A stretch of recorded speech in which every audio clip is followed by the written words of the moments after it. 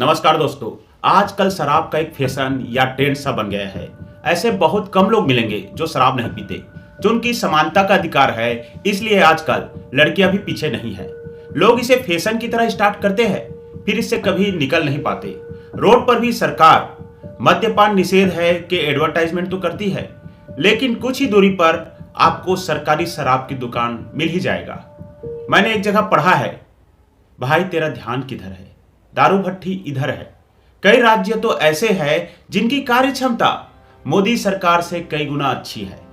जब केंद्र सरकार गांव-गांव में वैक्सीन मुश्किल से पहुंचा पा रही थी, तो ये राज्य सरकारें घर घर शराब पहुंचा रही थी, वो भी ऑनलाइन बुकिंग के माध्यम से।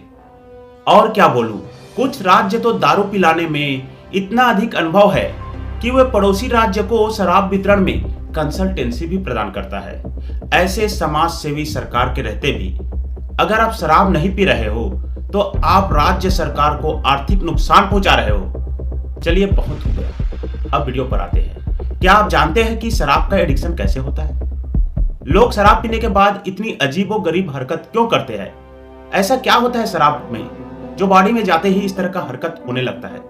आइए इस वीडियो के माध्यम से जानते हैं। शराब की एक पेग लेने के बाद शराब तेजी से ब्लड में घुल जाती है और शरीर के विभिन्न हिस्सों में पहुंचती है। कहा तो यह भी जाता है कि यदि कोई प्रेग्नेंट महिला शराब पीती है तो वह शिशु तक पहुंचती है। दरअसल गले में उतरते ही शराब पहुंचती है हमारे इंटेस्टाइन में, जहां इंटेस्टाइन द्वारा 10% शराब को सोख लिया जाता है। बाकी की शराब छोटी आंत में जाती है। छोटी आंत में मौजूद ब्लड वेसल्स आपके शराब को एब्जॉर्ब करती है। हमारा लीवर 15 मिलीग्राम प्रति घंटा शराब को मेटाबोलाइज कर पाती है, या देसी भाषा में कहे तो 15 मिलीग्राम प्रति घंटा शराब को डाइजेस्ट कर पाती है। यदि इतनी मात्रा में शराब आप पिए तो यह ऊर्जा में बदल सकता है। अगर इसके ऊपर के आपने पी है तो शराब शरीर में एक्यूमुलेट या इकट्ठा होगा और आपका शरीर शराब का नशे का संकेत देने लगेगा। शराब हमारा लीवर के 2 एंजाइम के कारण मेटाबोलाइज होती है। ये एंजाइम है ADH और ALDH। ADH का पूरा नाम अल्कोहल डिहाइड्रोजिनेज एंजाइम है और ALDH का पूरा नाम एल्डिहाइड डिहाइड्रोजिनेज एंजाइम है। सबसे पहले शराब को मेटाबोलाइज करने का काम ADH करता है, जो इसे एस्टल्डिहाइड में बदलता है। एस्टल्डिहाइड एक जहरीला कंपाउंड होता है। आपने कई बार लोगों को देखा होगा जो कहते हैं सर दर्द है, हैंगओवर की बात करते हैं। इसका कारण होता है एस्टल्डिहाइड। एस्टल्डिहाइड को फिर से ALDH एंजाइम द्वारा एसिटिक एसिड या विनेगर में मेटाबोलाइज करता है। अक्सर आपने देखा होगा 2 ड्रिंक पीने के बाद जो लक्षण थोड़े बहुत नजर आते हैं, कुछ अजीब से होता है। जैसे कुछ लोगों का लक्षण मैंने देखा है, कुछ लोग 2 पेग पीने के बाद अपने बॉस के साथ यदि बैठे हो तो बॉस के साथ फ्रेंडली हो जाते हैं, और कुछ लोग 2 पेग पीने के बाद इंग्लिश में धारा प्रवाह इंग्लिश बोलने लगते हैं। आपने कभी सोचा है कि जो लोग अंग्रेजी ठीक से नहीं बोल पाते होश हवास में, वो पीने के बाद अंग्रेजी कैसे बोल लेते हैं? तो चलिए इस वीडियो में इसका रोचक कारण भी बता देता हूं। जिन लोगों को अंग्रेजी भाषा में पकड़ कमजोर होती है, वे लोग किसी के सामने अंग्रेजी में बात करने से डरते हैं, लेकिन जब वही लोग शराब पीने के बाद फर्राटेदार अंग्रेजी बोलने लगते हैं, क्योंकि शराब पीने के बाद उनका डर भाग जाता है और वे खुलकर बात करते हैं। यह मुझे सही भी लगता है, क्योंकि मेरे एक मित्र है जो शराब पीने के बाद अक्सर कहता है, तेरा भाई शेर है शेर। मैंने उस शेर को भी नशे में ढेर होते देखा है। डर मत भाई, तेरा नाम नहीं लूंगा। आइए वीडियो पर आते हैं। दोस्तों, आप लोगों ने देखा होगा कि लोग शराब पीने के बाद अजीबोगरीब हरकत करते हैं। आइए जानते हैं कि वे ऐसी हरकत क्यों करते हैं। हमारे दिमाग में 2 टाइप के न्यूरॉन्स होते हैं। एक न्यूरॉन्स है गाबा न्यूरॉन्स, जिसे स्टॉप न्यूरॉन्स भी कहते हैं। इसके अलावा एक न्यूरॉन्स होता है ग्लूटामेटर्जिक न्यूरॉन्स या गो न्यूरॉन्स, जो हमसे काम करवाती है। शराब इन दोनों न्यूरॉन्स के कार्य को बुरी तरह प्रभावित करती है। कुल मिलाकर हमारे दिमाग का बहुत सारे हिस्सों का काम ठप हो जाता है। इसमें एक हिस्सा होता है फ्रंटियल कॉर्टेक्स, जिसे दिमाग का आगे का हिस्सा कहते हैं। जनरली यह हिस्सा काफी सक्रिय होता है, लेकिन शराब पीने के बाद यह काम करना छोड़ देती है। शराब सेंट्रल नर्वस सिस्टम को भी प्रभावित करती है और सेंट्रल नर्वस सिस्टम का कनेक्शन शरीर के बाकी हिस्सों से कम कर देता है या रिड्यूस कर देता है। इसके बाद जो शरीर की बाकी कोशिकाएं हैं वो सुस्ती से काम करना शुरू कर देती है। फिर मस्तिष्क का खुद पे कंट्रोल नहीं रहता और मस्तिष्क इस स्थिति से निपट नहीं पाती। अल्कोहल मस्तिष्क के सेंटर पार्ट पर भी हमला कर देता है, जिसके बाद व्यक्ति का खुद पर कंट्रोल नहीं रहता। ज्यादा ड्रिंक्स लेने के बाद तो हालत और भी बदतर हो जाती है, जिसमें उल्टी, जी घबराना, कुछ याद नहीं रहना, ठीक से बोल नहीं पाना और कई लक्षण है। ये लक्षण आप लोगों को शराबी लोगों में दिख ही जाएगा। शराब पीने के बाद हाइपोथर्मिया हो जाता है। आप सोच रहे हो ये हाइपोथर्मिया क्या है? तो हाइपोथर्मिया के कंडीशंस में शरीर का तापमान 103 या 104 डिग्री या ऊपर भी जाता है, जिससे व्यक्ति कोमा में जा सकता है या मौत हो सकती है। इतना ही नहीं, शराब की ज्यादा मात्रा लेने से हाइपोवेंटिलेशन होती है। अब आप सोच रहे होंगे हाइपोवेंटिलेशन क्या है? हाइपोवेंटिलेशन वह कंडीशंस है जिसमें शरीर बहुत धीमी गति से सांस लेता है, जिसकी वजह से खून में कार्बन डाइऑक्साइड की मात्रा बढ़ जाती है। अगर आप शराब या अल्कोहल का इस्तेमाल करते हो तो इसका पता यूरिन टेस्ट से चल जाता है।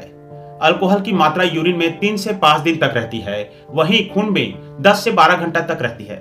आइए जानते हैं कि शराब कैसे उतरता है। शराब का नशा सबसे पहले सेरिब्रम से उतरता है। सेरिब्रम ब्रेन का एक हिस्सा है जो शरीर के चलने या बोलने को नियंत्रित करता है। यह 8 से 10 घंटा बाद सेरिब्रम से शराब का कॉन्सेंट्रेशन कम होता है। इसके बाद ही व्यक्ति सही से बोलने लगता है।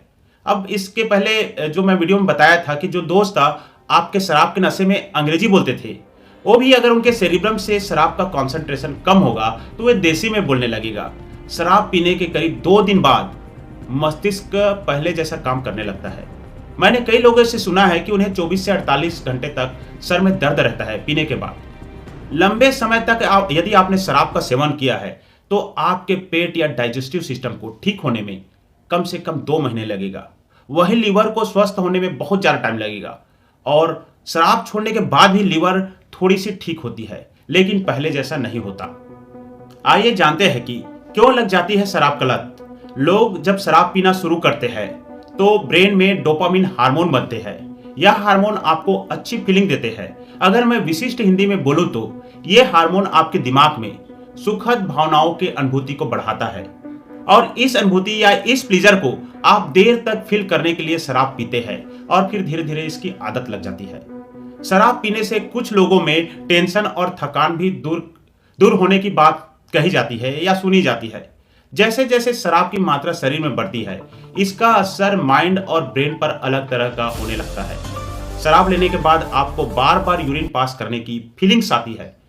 ऐसा इसलिए होता है क्योंकि शराब के लगातार सेवन से शरीर में वेसाप्रोसिन हार्मोन को बनने से कम होता है या बनने से रोक देता है। वेसाप्रोसिन हार्मोन को एंटी ड्यूरेटिक हार्मोन भी कहते हैं।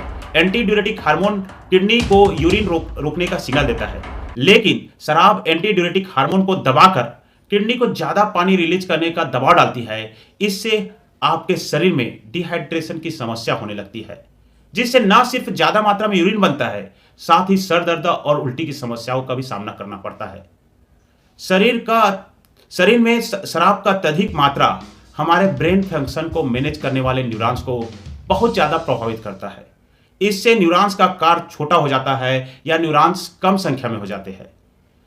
न्यूरॉन्स की कमी के कारण ब्रेन में बहुत सारे डिसफंक्शंस होते हैं। शराब के अत्यधिक सेवन से हमारी सोचने समझने की शक्ति कमजोर होने लगती है। लंबे समय तक शराब के सेवन से हमारी मेमोरी पावर भी प्रभावित होती है। लीवर बहुत सारे अल्कोहल को नष्ट कर देती है, लेकिन फिर भी कुछ अल्कोहल्स होते हैं जो लीवर तोड़ नहीं पाती, वो आपके दिमाग पर सीधे पहुंच जाते हैं और कुछ ही मिनटों में आपका दिमाग पर असर होना शुरू हो जाता है। लंबे समय तक शराब के सेवन से अल्कोहलिक फैटी लीवर की समस्या हो सकती है। दरअसल अल्कोहलिक फैटी लीवर एक मेडिकल कंडीशन है जिसमें लीवर में फैट या वसा का मात्रा का जमाव हो जाता है। अल्कोहलिक हेपेटाइटिस लीवर की सूजन की बीमारी है जो बहुत अधिक शराब पीने के कारण होती है। इसमें फ्लूइड जमा होने लगता है हमारे शरीर में, जिससे हमारा पेट बड़ा हो जाता है। ज्यादा शराब पीने से अल्कोहलिक हेपेटाइटिस, सिरोसिस, कुपोषण, आवश्यक तत्वों में कमी, लगातार मूड में बदलाव, अनिद्रा, कमजोर इम्यूनिटी और सेक्सुअल डिसफंक्शन जैसे क्रोनिक हेल्थ समस्याएं होती है। मुझे मालूम है आप लोगों को भी अपने बच्चे या अपने परिवार से प्रेम है, तो फिर आप लोग शराब क्यों पीते हो? शराब छोड़ दीजिए। क्योंकि शराब के बिना आप तो रह सकते हैं, लेकिन आपके परिवार आपके बिना नहीं रह सकते। वीडियो को अधिक से अधिक शेयर कीजिए ताकि लोगों को शराब की हानि के बारे में पता चल सके। जय हिंद, जय भारत।